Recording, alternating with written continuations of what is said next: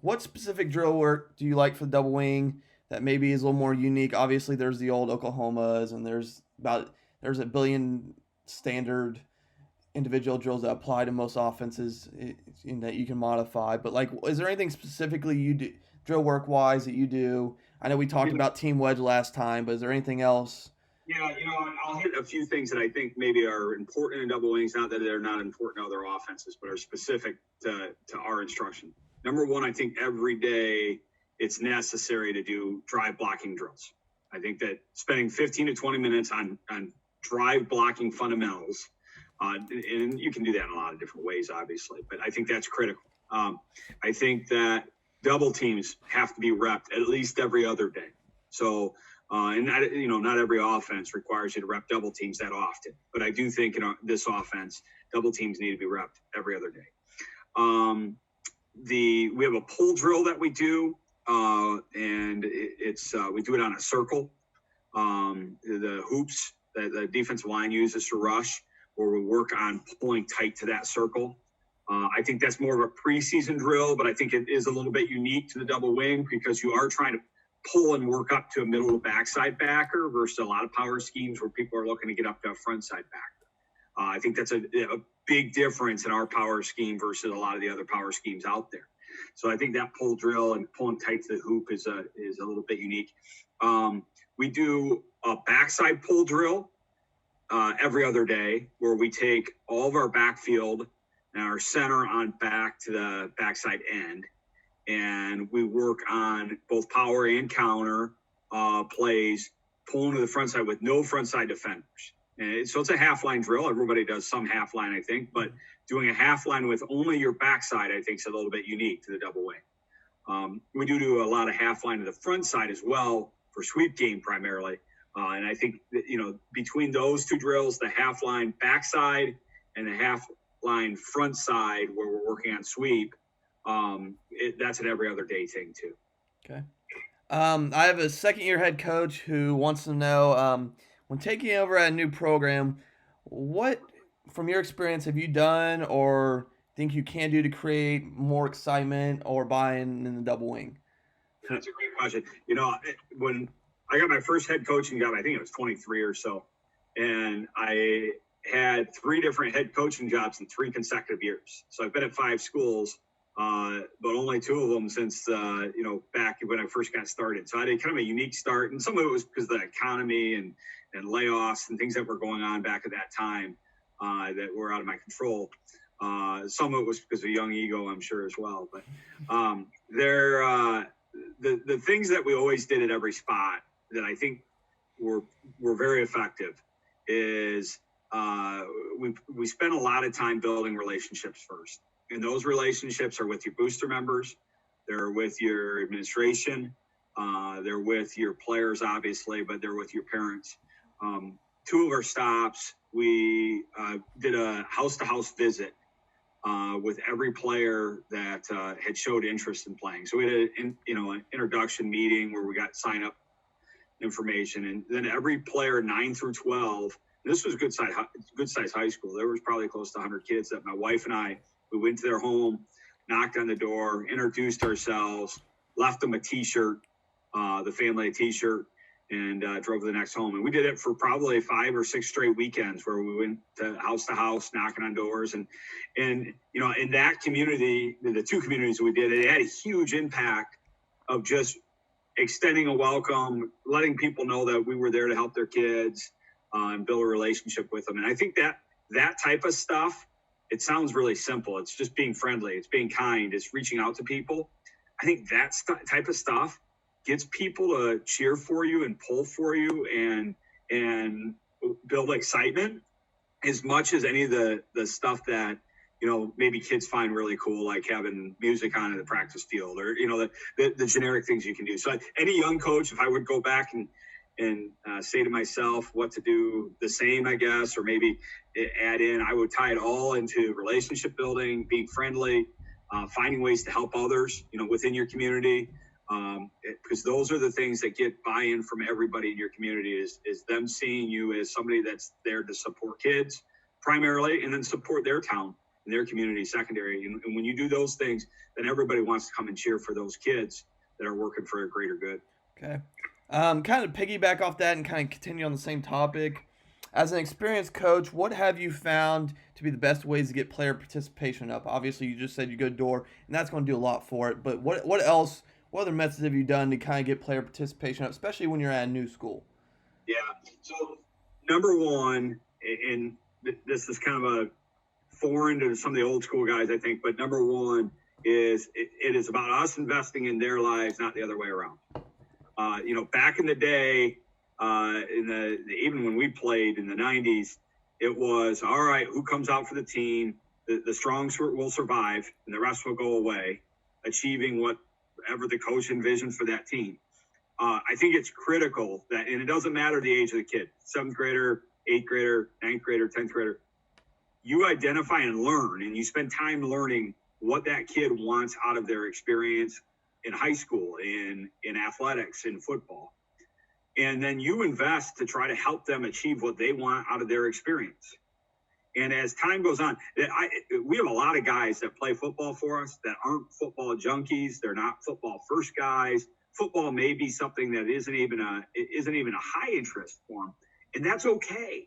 It's good for me to know that as I approach them and work with them, that, hey, this is something that's kind of a secondary thing. It's not a primary thing. And then I'm not going to put a bunch of pressure on him to, make sure he never misses a weight room session in the spring when he loves baseball. Baseball's his passion. That's what he's living for. And I think a lot of us do that. I think a lot of us, we have a vision of what we want for our team. And we think, okay, if I can just get this much more out of every kid, well, the kids' desires and dreams are different too. With the double wing, and I'm going to be kind of long-winded on this because I think this is a huge topic. With the double wing, too, it's an offense that is unconventional. It doesn't look like everything else. So it's really, really critical that we spend time developing quarterbacks to be quarterbacks, not to be lead blockers. It's important that we spend time with our ends on them being effective receivers, not just down blockers. And that goes true for every position. Every position within our scheme, or any scheme, it ties to, I had the kids yesterday on a Zoom call. Just send me on the chat privately. I said to the Zoom call to 35 players or so that were on it, hey, I want you to send me the position that you want to play and what you see yourself as in any offense in the world. And they all typed. And then I said, I want you to tell me if you see yourself playing varsity or JV. And the goal of it was, I want to know what they want so that I can embrace what they want and build off of it. Number two is, where do they see them? Do they see themselves as a varsity caliber player right now? Do they see themselves as somebody who wants that and works for it? Because if I know a kid wants to play varsity, I can use that as a conduit to try to motivate them. Hey, you told me you want to play varsity. These are the steps to be a varsity player right now. Are you willing to do that? If not, it's okay to be a JV player. So that investing in their lives is huge. Secondary, there are, like, we have I believe that there's a building of the herd phase and a thinning of the herd phase. Okay. The building of the herd phase is in the off season, and it's specifically at the middle school level. We want to get as many kids interested in playing football in the middle school level and have an experience. And I don't care if they become great varsity football players or not. So we're going to spend a lot of time recruiting kids to play, not putting too much on their plate, providing opportunities, but not putting too much on their plate, and then having them come and play. And then we're going to find ways to get them on the field. So we're a small school here. We've got classes with maybe 20 boys in it, 25 boys at times, on the small end. Our senior class next year had 16 boys in it. We might have some classes with 30 boys in it. Every year I've been here in our 9 years, except one, with the exception of one, we've had two middle school teams. We've had a 7th grade team and an 8th grade team. It's a bear to find games. Our 7th graders are typically playing other teams' 8th graders and things like that. They don't win a ton of games because of that. Ultimately, if your 12-year-olds are playing 13-year-olds, that doesn't bode well for them a lot of weeks. But all of those kids are playing. So we'll have rosters of 12, 13, 14 kids on a roster, and all of those kids will play. In my last stop, which was a much bigger school, when I first got hired there, we had 22 varsity players, 15 JV players, and 18 freshman players. I went back and I looked in all their yearbooks, and I saw that they had never had a JV team over 20 players, and their freshman team at the high end was 21, 22.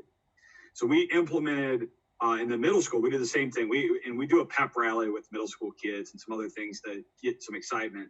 And I do have a plan that I can go more into if you guys want me to at another time. But that middle school deal, they had about 25 kids playing middle school. So it made sense. So you'd have 25 eighth graders, and then they'd have 20 or so freshmen, and then you'd have 15 or 16 sophomores every year, which yielded 22 to 25 varsity football players.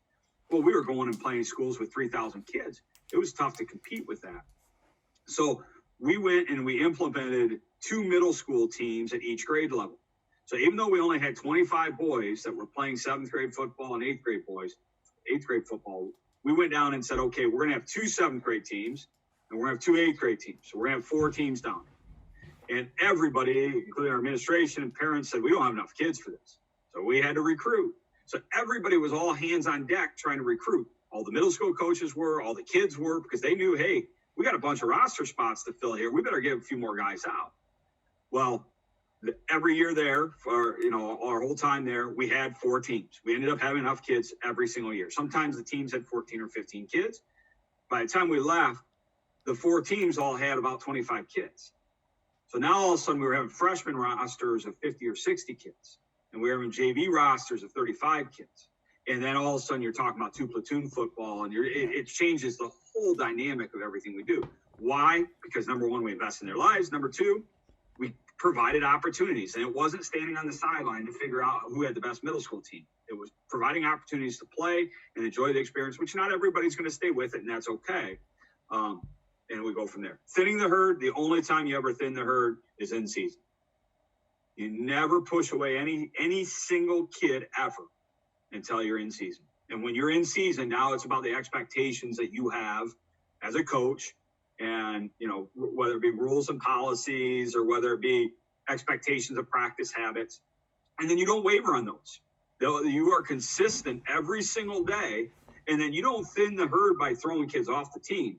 The herd thins itself because maybe a kid made a poor choice with drugs and alcohol, or maybe a kid is having chronic grade issues, or maybe those types of character issues that arise. They will thin themselves through that process by you creating high level expectation, not wavering on that expectation, making sure that expectation is known, and making sure that you are honoring those kids who are meeting those expectations. And we've all run into that problem too, is we identify a kid who may have a high level of talent, maybe a freshman, sophomore, high level of talent.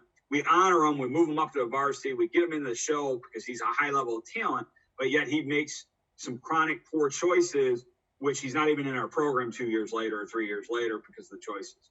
We have to honor the kids with high character, number one, because then those students that may be struggling with some of the choices they're making will change their ways to try to become somebody that we feel is a model citizen in our program. Within your program, what is the key to creating a successful culture and expectation for success within your program? Okay, so to be real frank on this, I'm a devout Christian, and I think a lot of this all goes back to basic biblical principles. I feel like my best motivation that I get every single week in season is at my Sunday church service. When I go to that service, there's usually a message, and the number of times I've been able to tie that to something specific that we use that week is amazing. So with that said, love becomes the biblical principle that becomes the most important thing to success, is that we allow ourselves to be servant leaders, and we love our players, and we love our coaches, and we love those people that were involved, and that's what's going to have the biggest impact. And it is amazing because every single person, it doesn't matter who it is, every single person has selfish interest at time, and we play the greatest team game ever. And the only way that we can ever have success in the greatest team game ever is if we put aside our selfish interests for the interest of the greater good. And the only way that ever happens is that you truly care and love about the people in your organization or your entity to the point that you want their success greater than what your selfish interest is. And when that happens and you get a group of people that are all fighting for the selfish interests of others rather than their own, then you have no selfishness on your team. And we talk a lot about we versus me and the internal battle that we all fight every single day between our own personal desires and the desires of others, and how we can work to put the desires of others in front of ourselves. So, and obviously within our faith, that's serving others, that's living our lives for others. It's serving God. It's serving God's greater purpose. So it ties to, like I said, so much of my belief when it comes to that part of football culture ties directly to being a Christian. And frankly, I don't know how, and I'm sure there's a lot of great coaches that aren't Christians, but I don't know how they do it because for me, that's a foundational thing. Okay, Coach. The next question was, how do you find assistant coaches, and what does your hiring process or interview process with those coaches look like? We have a pretty open-ended process. So when we've taken on, and I have a huge staff that's very, very good at Whiteford. When we've taken over places, taken over jobs, anybody that was there has been given an opportunity. I always get input from administrators and previous coaches. Usually the best input I get, though, is from the other guys that were there. So every place I've gone, the first thing I've done is I've set up a meeting with them in a very comfortable setting, usually at a restaurant or usually, some place like that where we can sit down and just talk and be real. And I usually have an hour meeting with every single guy that was on staff prior. And I ask them about each other. I ask them about them. I ask them about what they want, what they're looking for, what their goals are. I ask administration what their thoughts are. A lot of times administration has insights that are right on, but the behaviors, maybe negative behaviors that some of those coaches had and were witnessed by the administration sometimes can be changed under different leadership too. So I don't always just go with, okay, the administrator said this guy swears too much and therefore he shouldn't be hired. I may hire him under the caveat of, hey, you're not going to swear. And I'm going to hold you accountable to that from day one. So that insight's really, really valuable. But at the same time, I had a program where every single person, the parents, the players, the administration told me not to hire one particular middle school coach. And that individual, when I started working there and meeting with guys and working with other guys at this school, this individual was the one doing all the work. Like he was doing everything. He was doing all the extras. He was at every booster meeting. He was at every weight room session. He was at every meeting that was set up. He was inventorying equipment. He was doing everything. Well, why wouldn't I hire that guy? Well, part of it was he was obviously a very controlling individual. He was very structured individual. And because of that, he rubbed a lot of people the wrong way. Well, I saw this guy's a workhorse. So we built a relationship, and he ended up becoming one of my best coaches because we ended up building a capacity where he loved to work. He loved to be involved. He loved to do things, but he wasn't real good at some of the public relations things and showing empathy and some other things that you need to have as a leader. So when they were in between coaches, this individual had all kinds of power because he was the one who was doing everything, and he was rubbing a lot of people the wrong way. We just restructured that to use him for what his skills and talents were best served, and he ended up becoming a great coach. So we have had to remove guys. I've always said I'm quick to trust. And I don't know if this is good either, by the way, but I'm quick to trust. So I'm probably going to give you an opportunity. If you come in and your skill level, I'm not worried about, because I'm going to find a spot for you to coach, and I'm going to coach you on how I want you to coach that spot. So if you're not a highly skilled guy, first year coaching football, first year experience, doesn't bother me a lick. I'm going to put you in a spot where you're going to have limited responsibility, but you're going to get really, really good at coaching whatever technique that is. I had a centers coach one year. That's what he coached. He coached centers. That was it. And then eventually that guy became our special teams coordinator because he got more and more capacity every year as he coached. So I'm going to give you an opportunity. If I lose your trust, you're gone, and you're not coming back. And our relationship and our friendship is over. And with that said, it's really, really hard to burn my trust. Like I'm a forgiving guy, and I'll take. You may make me look bad 7 times, and if you got a good story, I'm probably going to fall for it and be good with it. But once I don't trust you, I get mad, and you're gone, and we're done. And it hasn't happened many times, but when it has happened, it's been abrupt. I've had to get rid of a guy in the middle of the season at a time. I've had to eliminate a guy after the season a handful of times. It's probably 3 or 4 times that I've had to do that. And it's always been over trust issues. With a potentially shortened offseason, what are your plans or ideas on getting your team ready for week 1? Yeah, that's a great question. And we had on our Zoom call yesterday, I was talking to our players about that. Like, what do they, and again, I don't know how other guys do this, but I do this all the time. What do you guys want to do? Obviously, our summer is going to look different. What do you guys want to do? How do you want to train? You want to condition more? You want to condition more practice? What do you want to do? And their insights matter. You know, they may tell me, hey, we don't want to do anything different. Okay, we don't have to do anything different. But do you realize that what that impact on our results is going to be, and are you okay with that? Because if we don't do anything different, we're probably going to struggle a little bit more early until we get conditioned. And that can be okay if you're okay with that. But we just need to know that going in, so that if we lose a game or two, we don't start unraveling because we're not quite in the conditioning and shape and that we need to be. To answer the question, here's my just general thoughts, because we don't have a plan yet. A lot of it depends on if we get the go-ahead in July or August.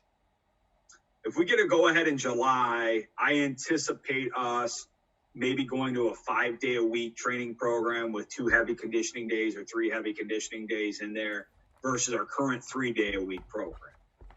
I anticipate us probably jamming a schedule or a camp in there where we do a full installation, and also probably 5 7-on-7s, so maybe 2 or 3 a week for a period there. I also anticipate, usually the week before practice, we don't do anything.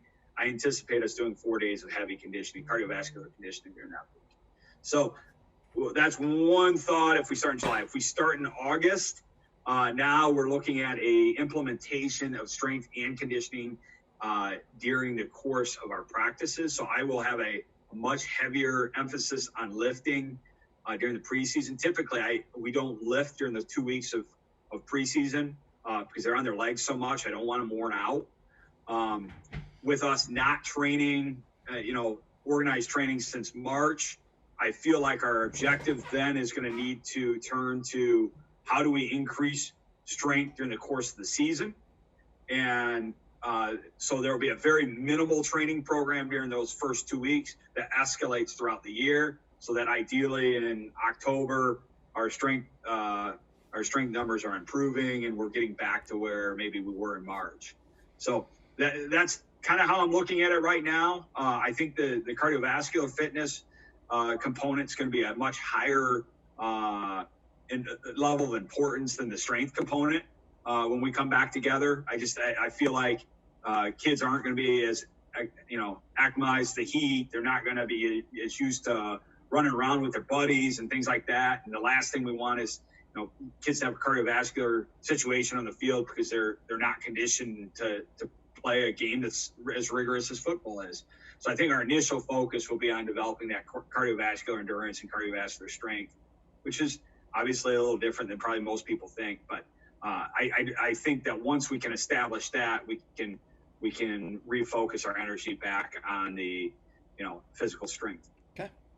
Now kind of getting some scheme stuff. When you have an athletic quarterback, what are the easiest ways to incorporate him into your running game without adding option or gun? Yeah, that's a great question. So 3 looks that we have run a ton of that have been really, really good. Number 1 is G follow. Okay, so G follow, and this is an easy install. So G for us so for us it would be, we would call it like laser 46G. The left wing goes in motion, the fullback takes belly footwork, and it's down blocking. So it's tackle blocking down, tight end blocking down, and then the guard, play side guard, pulling and kicking the 8 or 9 technique that's head up or outside of the tight end. Backside scoop, and the most important block on that play on G is the center getting up to the Mike to backside linebacker. Anybody who's a double wing guy, I'm sure, is familiar with the scheme. The first QB play, run play that we put in, other than naked, is the follow play where he sticks the ball in the fullback's belly, rides the belly, and then the fullback ISOs the play side linebacker, which is normally the wing's block. And in that scheme, we take our wing and we run them on a 45-degree route, which is the same as our keep pass route. So we influence with the wing, ISO with the fullback. It's a great little add-on because so many people read the wing, the overhang, reads the wing in against the double wing to start with. And also the angle to that inside backer is tough for the wing on a lot of schemes. So that guy gets a little bit nosy. That fullback is in a great angle to kick him out. It almost always is a cutback block off the inside linebacker. So the fullback will ISO him, and then the Q has to ride it all the way until his shoulders are square to the line of scrimmage. So he sticks it in the belly of the fullback, and he rides all the way square, and then his hand's right on the back of that fullback. The fullback kicks out the play side inside linebacker, who's a scrape player typically, and then the QB looks for a cutback. When it hits big, it's the center's block on the Mike to backside linebacker. It actually blocking it by the play that makes it hit really big. Follows one. She keeps the second one. Exact same look, except now we're going to log the end, and the play side wing's going to wall off the play side linebacker. Heavy ride. Big key on G keep is the fullback has to run his G play and stay on his tracks. Just keep running. Keep sprinting. Because anybody who attacks him or goes behind him is no longer in a pursuit angle of the quarterback. So don't have that kid cut back. A lot of people will have him cut back. And the problem with him cutting back is the play side linebacker who may be filling on an angle to him now can scrape to your quarterback. Whereas he stays on the tracks and he keeps running vertically, that play side linebacker, if he attacks vertical with him, now is off his pathway to the quarterback. The only other key that I think that's kind of critical to G keep, I think a lot of guys have ran that, is the motion back has to go in crappy motion. It's a huge priority that the motion back is about 1.5 yards to 2 yards in front of the quarterback when the quarterback starts to run. If he's in that position, he'll have a pretty good play. Okay. And then other than that is naked plays. We run a lot of naked plays with our quarterbacks. Would you like me to show clips on that, or you can if you want, Coach? Yeah.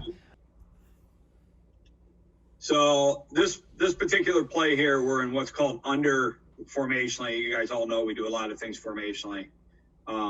Actually, let me flip this around here. All right, I can blow it up for you guys. You can see that all right, Coach? Yes, sir. All right.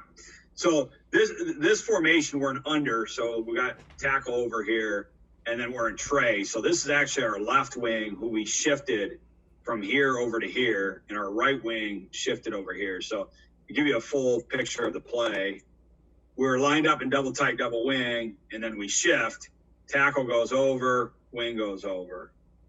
And then the play that we're running is G follow. So what you're going to see is you're going to see a down block by and we're running this to the nub side, so the short side of the formation. You should see a down block here. Guard is going to kick.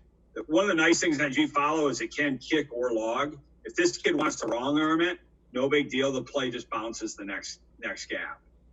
The wing back is going to run a 45-degree route at the overhang.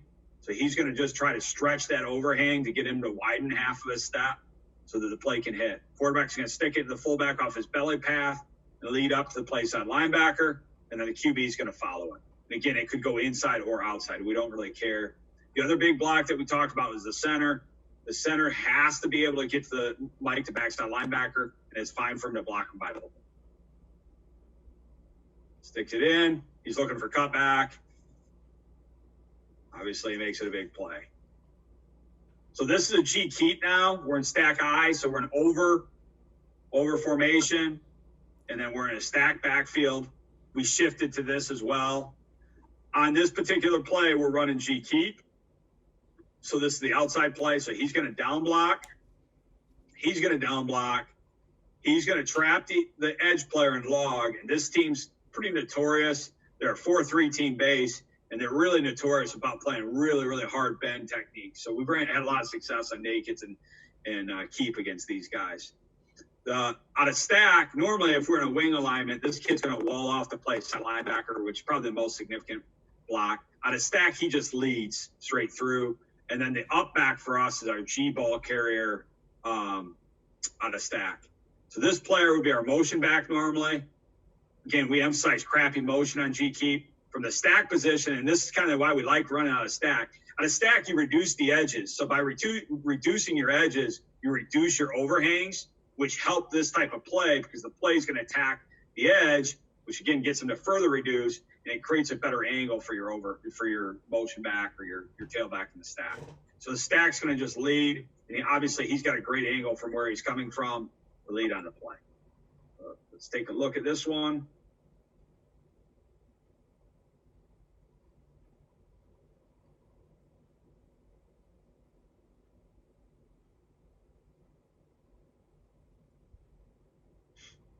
Here's another G foul. Here, let me go to another clip here against a team that's a little more experienced.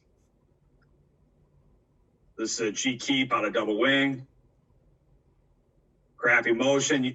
Again, the goal is the proximity between the back. Here's an edge that we probably should be kicking and we shouldn't be logging, but we are anyhow. You see the relationship here. That's what really, really matters. You can see my quarterbacks. He's looking here. He knows this kid's supposed to log, so he's dipping in a little bit, trying to help him out. But it was a log situation that he didn't have a very good play call on. Here's another G follow.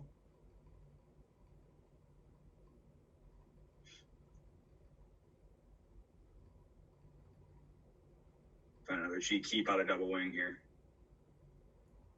Again, the relationship of the back to the quarterback, this is actually our twos here, but the relationship to the back to the quarterback, we'd like them a little bit further out in front, is what we're really looking for on G keep. Because then if this kid gets here and he kicks out, the quarterback can cut off. If he logs, he can cut off. But he doesn't have to sustain a long block. A lot of times I'll see teams running G keep, and their blockers will be out in here, and then when they turn and block, they have to really sustain that block for a long time.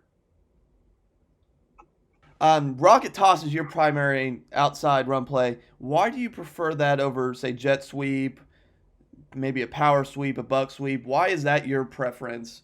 I would say, number one, running the double wing or any wing-based offense, you have to have some type of speed sweep. So whether you really love jet or you really love rocket, I think an argument can be made for either play.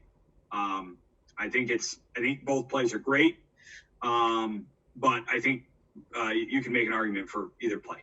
Buck, power sweep, there's other schemes you can run.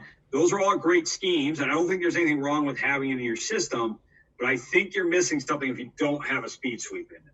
So I'm not a big advocate for buck out of the double wing, and it's purely because of the spacing and the fact that we're a double tight offense. So, my dad was a longtime wing T guy. He ran at Eastern College and all the way throughout the 80s. He was the offensive coordinator there. He obviously loves buck sweep. I couldn't grow up in a household and not like buck sweep. So it's not a matter of not liking the buck sweep. Buck sweep, though, to me, is a very horizontal play. It's based on stretch, kick vertical, or stretch, log bounce. It's also based, I think a big component of it is either removing a corner in an unbalanced formation or creating a 2-on-1 coverage situation on the backside of the formation. Both of those elements in a base double tight, double wing offense are missing to some degree. So a lot of times you're going to have an additional overhang player. Also, the wing T is again, horizontal based offense. So because of that, you have a lot of running gaps inside. Because we're a condensed split offense, we tend to get double overhangs more often than not. And that's just the nature of us being a double tight, condensed split offense, if you're really defending us well, you're naturally going to have two players that are playing outside in because there's no need to have, 9 guys between the tight ends trying to muck things up and only one overhang. You put yourself in a negative spot. So typically, because of that, we're going to get a lot different defensive look. Also, that defensive look is all going to be built around stopping power. So what does that mean? Well, it means that we're going to have a C-gap defender. We're going to probably have a D-gap defender that's spilling or playing very tight and wrong arming, or we're going to have a D-gap that's spilling really hard with a B-gap defender, either or. Well, if we're going to see a defensive approach that's going to look to overload, spill, and anchor our off-tackle gaps, that defense is going to be really, really susceptible to speed sweep, because that tight 9 technique who's wrong arming and spilling is probably reachable. If they bump him down into 8 because they want to play with a 3 inside of there, he's very reachable. If he's in a 7, we can reach him with a down block. So that speed sweep complements the power game. And again, really, I don't believe that Rocket or Jet is superior to each other. I think Rocket obviously is a little wider, it's a little faster, it's a little more vertical. I think you're less likely to have a negative play on it. You catch the pitch, you get north and south, you're probably not going to lose yardage if you're catching the pitch at the appropriate spot, which to us is 3.5 to 4 yards in C gap. I think a lot of people get it too wide and too deep, and they have problems with it because of that. They'll catch it at 5 yards, 6 yards deep. They'll catch it 1.5 yards outside the wing, and all of a sudden hard piercing overhangs cause problems to it all day long. If you catch it at 3.5 to 4 yards, C gap, getting vertical off of it, it's got a real low negative yardage output, which for us is a huge priority. Jet, we like Jet too. Last year we ran quite a bit of Jet. We haven't ran Jet most years. Most years we ran Rocket. Every school that I've gone to, the first year we've gotten there, we ran Jet first. I think it's a lower maintenance play. I think it takes less to install. I think it's a low risk play as far as the exchange goes. So if you've got some boys that aren't very good with their hands, they tend to fumble a little bit. It's got a lower risk that way.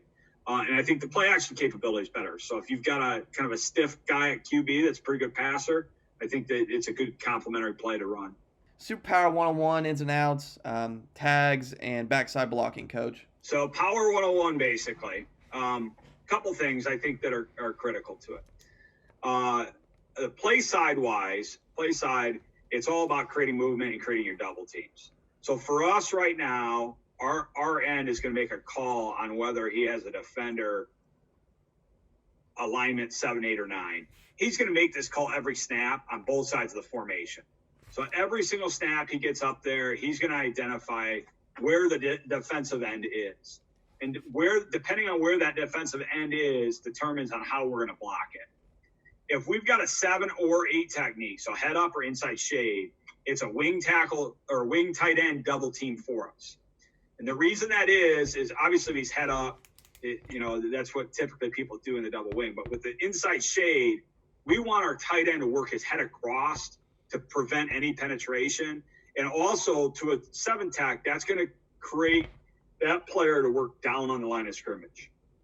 So we feel like that's a critical component. We're going to get a double team on the inside guy then too, because we want double doubles. And one of the things is we don't care where this play hits. So we're going to create a double team here, and we're going to create a double team here. And ultimately, this play may hit this backside A gap.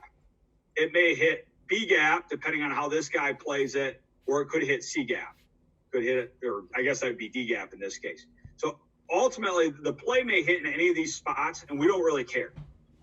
We want to create physical movements in our double team here and here. And then depending on how the linebackers play it, and depending on where our pullers end up, will determine on actually where the ball hits. Okay. Our backside guard and tackle, we pull in the circle, and they're responsible for Mike, the backside linebacker. So their pathway is to get up and find the Mike, the backside linebacker. If the opening happens in A gap, they will get vertical up A gap. If the opening is in B gap or C gap, that's where they'll go. The motion back is going to look to find the hip of the play side or the pulling tackle. If that pulling tackle, he's going to find the inside hip of the pulling tackle, and as soon as that tackle gets up, and we tell the tackle, get up as soon as he can and seal, he's going to break off that hip, which may get him again in A gap, may get him in B gap, and may get him in C gap. It doesn't matter to us. And then the backside end, we have him cut off the defensive end. So if this is an inside shade, he's got to cut him off. He might get jammed up there. That's not a problem. If he does, he does. And we want him to work to the deep, far safety, across the formation, looking to kick out whoever that is. A lot of times that'll be a rotating player, so it may not be the kid who's aligned there at that point. And then we want the ball to cut back behind that. So now on the backside, the only other thing is if we get a head-up player on our tackle will step and hinge. He won't pull. So here's a clip. Let me get rid of the notes here. Here's a clip of a power play. Let's give it some analysis. Pretty good pull. You can see, and this is the beauty of the offense right here. I think sometimes guys get lost in this, and I think it's really critical. Watch what this defensive end does. He lays on the ground. He cuts us. That's a beautiful thing, because when we were talking earlier about speed sweep and the advantage of speed sweep, that's why it works so well in this offense. When you're forcing defensive linemen to play you in that type of technique where they're laying on the ground, there's zero chance of them pursuing speed sweep or pass rushing you. Think about that. Think of if you could tell a spread guy, hey, every play that we're going to run all season long, they're not going to pursue when you run a sweep play, and they're not going to rush your passer. They would sign up for it in a heartbeat. I think one of our challenges, we have a double wing coaches, we forget about that sometimes. And we don't throw the ball enough then, and we don't take advantage of that.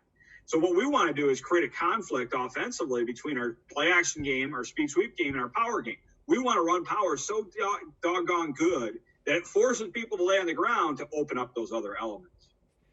All right, now let's look at our pullers here. You can see our backside guard. He pulls around. He's got a good path. He's getting up to the Mike linebacker. This Mike linebacker is going to scrape by. That's fine. He's just going to block with his left shoulder, hopefully here, and kick him out if he can't log him. Our wing got down on that block too. The reason why our wing didn't double is because of the defensive end laying on the ground. Anytime we have guys laying on the ground, we will tell them if they can work up, work up. So that's why he didn't double there. He has a great path up to the play side linebacker. Does a great job of getting into his hip and running his feet, having a good technique. Tackle does a great job of sealing off. They catch the backside linebacker in the piles with the pulls, which is what we want. Quarterback throws a shoulder in there. Back finds the gap and hits it vertical. Backside end gets logged up a little bit, but that's all right. He's still working hard to get up to a block. All right. Here's another power. Again, you can see, what's the defensive line doing? They're laying on the ground. Why are they laying on the ground? Well, because they know it's coming, and they know it's coming fast. Watch our play side guard. He's got a yard split there. He goes to the nose. The nose lays down. He tries to work up. He doesn't do a great job, but there's no sense blocking 2-on-1 if they're going to lay on the ground. So he goes to the nose. The nose is gone. He tries to get to the next guy. Throws his body at him. I love that. That's good stuff. Play side here. Double team down. Run your feet. You see my tight end keeps running his feet. My tight end doesn't stop. He's going to the double. The double's laying down. He's working up. He's working the next guy. You can't even really see it. He's just grinding to the next guy. Wing back, working up to play side linebacker. Great job. So this here, too, it's an odd front, so it's a double-double between our center guard and our tackle tight end. So the wing automatically is up to the play side backer here. So we make our call here. We're doubling here, and our center and guard are doubling on the nose. And now our wing's responsibility is up to the play side linebacker. He wants to take a path so that if this kid blitzes, he can wall him off. And if this kid scrapes, he's in a position to get inside out on him. And you'll see he gets inside out on this particular play. That's what he's coached to do. Go flat, get inside out, and he turns out, which allows the play to hit behind him. Watch the puller, backside guard. He's going to find the window. When he gets up the window, whoever shows, he's going to either kick or log. And it's the Mike backer right there. Guard's right there in the window.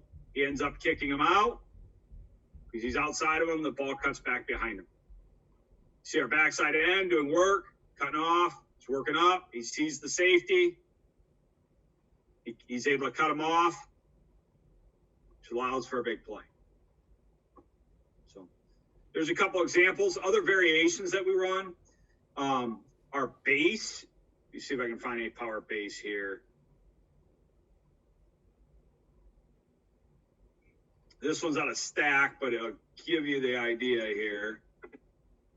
Yeah, this one bounces. This isn't a great example, but in this particular season, we didn't run much of it. But the gist of base is if we get a player that's playing head up, or if we're getting a lot of giraffe calls inside, there are times where we want to create a matchup advantage by blocking out on the end and then double teaming down still and leading the fullback up through the hole. Okay. So we just call that power base. Everything else is the same on the play. This example here, this team we were playing, this defensive end was a very, very good football player. He's going to play Division II. This was a freshman for us. So they had a matchup advantage physically here, but our freshman was a pretty big physical kid. And because that kid was playing a tough head-up technique, we felt like we were better off just doing a base technique than trying to kick him out with our fullback. So we went a base technique there. We let our fullback up through, which he was attacking hard and physically. You can see how it just naturally bounced then. Part of the advantage we were able to create in this formation was by having two receivers, we could remove both of their secondary players to that side of the formation, which is why I was able to bounce. The other scheme that we'll run is an arc scheme where we'll take reach steps here, and then he'll kick whoever the overhang is. And we'll still run power with our normal rules.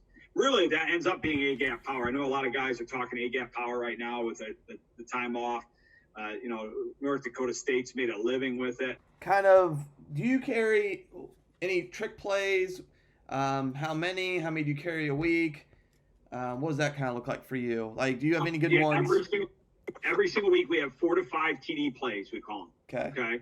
So those 4 to 5 plays are either directly corresponding to a weakness in what we feel like they're typically pass plays when it's this that is a weakness we see in their coverage, or it's something that like the draw play, which I think most people are familiar with, the double wing draw play or a screen play or something like that.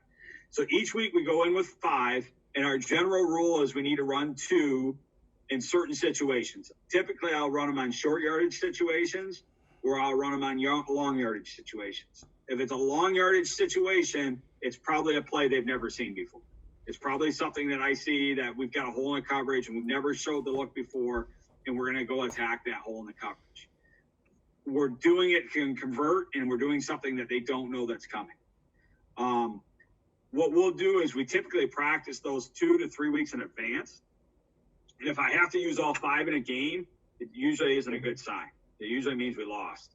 So if we have more than, if we're in those third and long situations a bunch, I'll hold them back because it isn't, at that point, we're not doing any good for ourselves, unless it's a playoff game or something along those lines.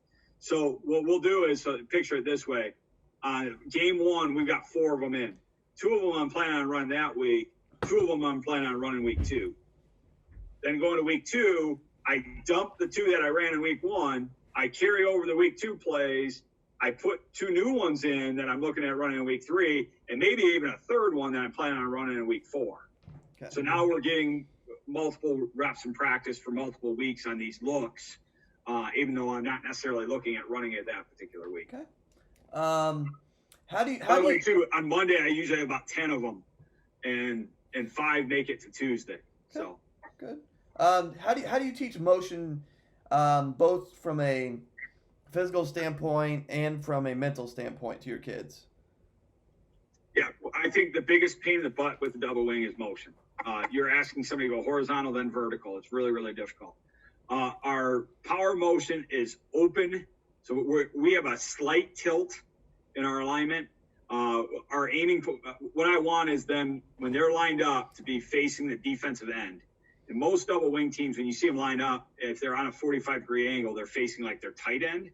And I want them at the defensive end. Basically, it's a huge heel-to-toe staggered stance, and their shoulders can move a little bit. All they do in motion is they kick their inside foot out and get as much width as they can. They cross over on the second step, and then they plant on the third step. So that's it. Pretty simple. All right. What are your? We've talked a lot about offensive line blocking, and we know how crucial that is. What are your fundamental? These are non-breakable. We have to develop these skills. What are the fundamental baseline fundamentals? Which I'm going to make it probably broader than what you're looking for here, but it's running power, counters power away from motion. So running power, and running speed sweep. We have to be able to establish that out of a million different looks and formations and sets. And if we can do that, we're going to create a lot of conflict for the defense. So, and how do we do that? Well, it's the get off, it's the pad level, it's the tight pulls, it's all those fundamentals that lead up to it that are many. But really, we don't need to worry about anything else until those two things can be done. Is that we can run speed sweep and power on a lot of different looks and very, very consistently, so they're positive plays. And you can see in those couple clips there, the speed, the pad level, the get off that our line had in comparison to the defenses. Well, that's how you run power consistently, is if you get off the ball faster, lower, and harder, and you are hitting everything with great synergy and timing, you're going to gain yards. It's power. That's what the design of it. It may not be big yards, but you're going to gain yards. Well, once you establish that and you force people to lay down and you force people to spill everything and you force people to do all these other things, that's where page 2 of the playbook comes in, and you can do some fun, neat things that kids like and all that stuff that really gets good clinic talks, but the foundational part is what matters. How do you teach in word shifting without making it too wordy in your play call? Yeah. So we use no words for shifting. Okay. So there's two ways we've done it, or two ways we can do it, I should say. We either line up in a static formation, and then on a quarterback's cadence, they shift. So that's been a lot of it. So we line up, quarterback says stance, and then they shift to what was called in the huddle. Okay. So they're not hearing, for example, if we were in over tight, if we wanted to shift to over tight, in the huddle, the play call might be over tight 36 power. Okay. Well, when we come up to the line of scrimmage, they're lining up in double wing, but they know they got to go in over tight. Nobody told them to line up in double wing. They just line up in double wing because that's the static formation that we're lining up in. Does that make sense? Yeah. Okay. The other way, now here's a big piece of that. There's a rhythm to it. You need to rep that every day. It can't be like a week 3 install. It's either something you do or you don't do. And I think that's really, really important because you're in your stance longer. You're holding your position longer. There's a lot of things that are a little bit unique there. And I think a lot of guys who go, oh, that shifting's kind of cool. There's a lot of guys moving around. That's kind of a pain. I'd like to put that in. They'll put it in on a Tuesday and all their kids are jumping off sides and they're having all kinds of problems. And they're, from day one, that's in. That's part of what we do. And I think that's a big deal. The other thing is on no play, we can shift. So we'll call no play, we'll come up and run our cadence and put a guy in motion. And then off of that, we'll either have them look to the sideline for a signal or we'll have it called in the huddle that on no play, they're lining up in whatever the static formation is. And then after we try to, get somebody to jump off sides, quarterback will say shift, and then everyone goes to the other formation. I guess one other way too that we've done it before that's effective is we've said to kids, hey, you've got to be in over tight. That's the formation we're going to be in. You can shift over tight from any place you want. That's a legal formation that you're normally in. So they can line up wherever they want. We don't care. It's just one of their normal alignments. They can't make something up. Okay. But they, the fullback can go empty or the wingback could go in a stack I. Don't care at all. But Then when we call stance, we call our starter cadence, everyone's going to shift over types. That's what's called now. All right. And then last question to kind of finish this up. What install tips do you just have general for the offense? Not just superpower, but in general, like, ways for people to install it better. What has worked for you to help your kids understand what you're doing? Okay, I'm going to give a caveat of two different people here. We've got our new double wing guys, and we've got our guys who've been doing it for a long time. New double wing guys, my suggestion to you is start in double tight double wing. Start by getting a really, really good progression for drive blocking. Feel really, really strong about how you're teaching drive blocking and double team. Get your pullers to pull tight and vertical, and get your timing and spacing right with your motion backs in the backfield, and get good at that. And don't add anything until you can master power counter, your jet sweep, your trap game, and your wedge. Don't add anything additional. Just master those things. Master drive blocking. When I started doing clinics in like 2004 or 2005, it was like 4 or 5 years. Everybody doubled their points per game, and that's all we were teaching. Like line up, teach. We spent 2 hours teaching fundamental blocking stuff and getting off the ball and pad level. We spent time working on timing and spacing, and guys would implement it, and they would instantly get better. Well, then as I got older doing more clinics, I started talking more about page B and page C in the playbook, which guys found a lot more interesting. But for beginners, that wasn't what they needed. It wasn't a good add-on. Experienced guys who've been running in 20 years like we have, I think the hang up that I see some guys run into, and it's not all, but some guys run into, is they live and die in double tight, double wing. They don't break it. And the reality, in my opinion, is guys get better at defending you. If I took a new job at new school, I'm running double tight, double wing year one probably anyhow. A little over under. I've got a couple formational adjustments that are in, but it's gonna be a pretty basic, clean package. Because in year one, typically defenses are like, what's this? And they're still standing up. They're not diving in the ground. They're not doing those different things.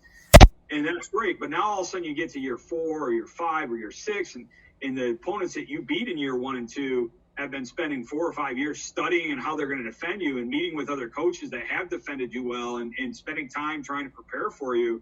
Now you've got to have solutions to what they did against you well. And in my opinion, that's in formational changes, that's in pass game, that's in different edge looks you can create, that's in creating conflict. So those veteran guys, especially if you've got that 1 or 2 schools that are really, things get sticky every year, you've got to have page B and C to get to, but you have to be able to execute it. Can't take away from your fundamentals. How do you do that? Well, you do it by being systemic in the approach, just like you are with the offense. Kind of to wrap up, I want to say thank you. You're a good dude. I always appreciate you willing to talk to me. It's always fun. I always learn a couple of things. I hope helping somebody else learn something with these as well. Like I said, I appreciate your time. Like I said, I know you're a busy man. I know you got 8,000 people messaging you. I know you got admin stuff that is probably giving you headaches. So like I said, I appreciate your time for taking out your time and coming talking to me and allow me to pick your brain for a little bit on behalf of some other people. Dick, I love what you're doing with this, and you're a good dude too. So I appreciate you dedicating your time and commitment to improving football. Thank you, sir.